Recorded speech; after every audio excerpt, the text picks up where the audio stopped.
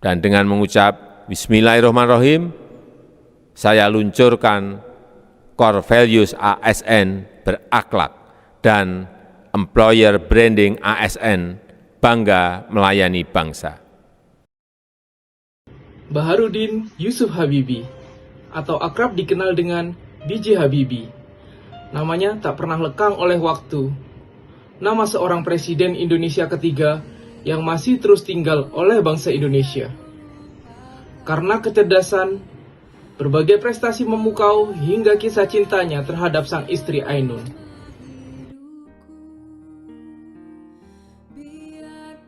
Lahir pada 25 Juni 1936 di Parepare, Sulawesi Selatan. B.J. Habibie merupakan anak keempat dari 8 bersaudara dari pasangan Alwi Abdul Jalil Habibie asal Gorontalo dan R.A. Turtimarini Puspawardoyo yang berasal dari Yogyakarta. Sehingga B.J. Habibie merupakan presiden Indonesia pertama yang terlahir di luar Pulau Jawa. Saat B.J. Habibie berusia 14 tahun, ayahnya meninggal dunia akibat serangan jantung. Kemudian, beliau bersama ibu dan saudara-saudaranya pindah ke kota Bandung. Berikut nilai-nilai berakhlak yang dapat kita teladani dari beliau. Di antaranya, berorientasi pada pelayanan, akuntabel, kompeten, harmonis, loyal, adaptif, serta kolaboratif. Berorientasi pelayanan. Dalam kurun waktu kurang lebih 20 tahun, B.J. Habibie menjabat sebagai Menteri Negara dalam bidang riset dan teknologi, memimpin 10 perusahaan BUMN industri strategis. B.J. Habibie dipilih MPR menjadi Wakil Presiden Republik Indonesia yang ke-7, menggantikan Tri Sutrisno. Lalu, kemudian disumpah oleh Ketua Mahkamah Agung menjadi Presiden Republik Indonesia, menggantikan Soeharto.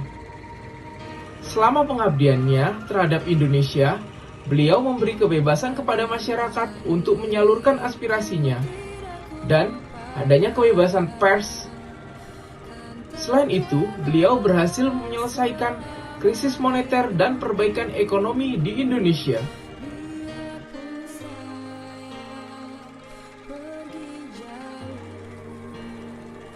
Akuntabel. Habibie menjabat sebagai Presiden Republik Indonesia selama 1 tahun. Meskipun hanya sebentar, Habibie sangat bekerja keras untuk mengembalikan keadaan Indonesia. Pada era pemerintahannya yang singkat, ia berhasil memberikan landasan kokoh bagi Indonesia. Pada eranya, dilahirkan Undang-Undang Anti Monopoli atau Undang-Undang Persaingan Sehat. Perubahan Undang-Undang Partai Politik yang paling penting adalah Undang-Undang Otonomi Daerah. Beliau juga mampu menurunkan nilai mata uang dari 15.000 menjadi 10.000. Kompeten. B.J. Habibie merupakan sosok yang dijuluki sebagai Bapak Teknologi Indonesia. Karena kegigihannya untuk menuntut ilmu di bidang teknologi hingga ke luar negeri, Habibie belajar tentang keilmuan teknik mesin di Fakultas Teknik ITB pada tahun 1954 selama 1 tahun. Setelahnya, Habibie melanjutkan studi teknik penerbangan spesialisasi konstruksi pesawat terbang di Jerman. Beliau menerima gelar diploma pada tahun 1960 serta gelar doktor Institut pada tahun 1963. Dengan predikat cum laude, Habibie diberikan kepercayaan untuk menduduki jabatan selama 4 periode. Akhirnya menjadi Presiden Republik Indonesia ketiga di tahun 1998. Harmonis. B.J. Habibie sangat menghargai perbedaan baik agama maupun budaya. Beliau tidak pernah ragu untuk bergaul dengan orang beda agama, suku, dan ras. Beliau merupakan sosok yang sangat toleransi dan tidak memandang agama sebagai hambatan dalam membangun relasi. Habibie sejak kecil sudah memahami dan membaca Al-Quran meskipun tidak pernah masuk pesantren. Loyal. Pada saat B.J. Habibie menjabat sebagai Direktur Perusahaan Penerbangan di Jerman, Presiden Soeharto memanggil beliau untuk pulang ke Indonesia dan menjadi Menteri Riset dan Teknologi. Tanpa ragu beliau langsung pulang ke Indonesia dengan alasan ingin melimpahkan seluruh ilmunya untuk tanah air.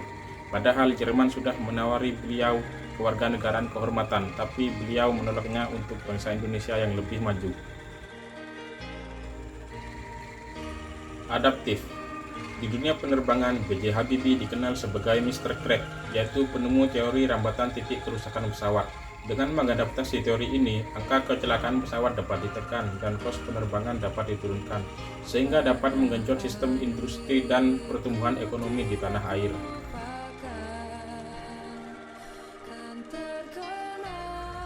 Kolaboratif.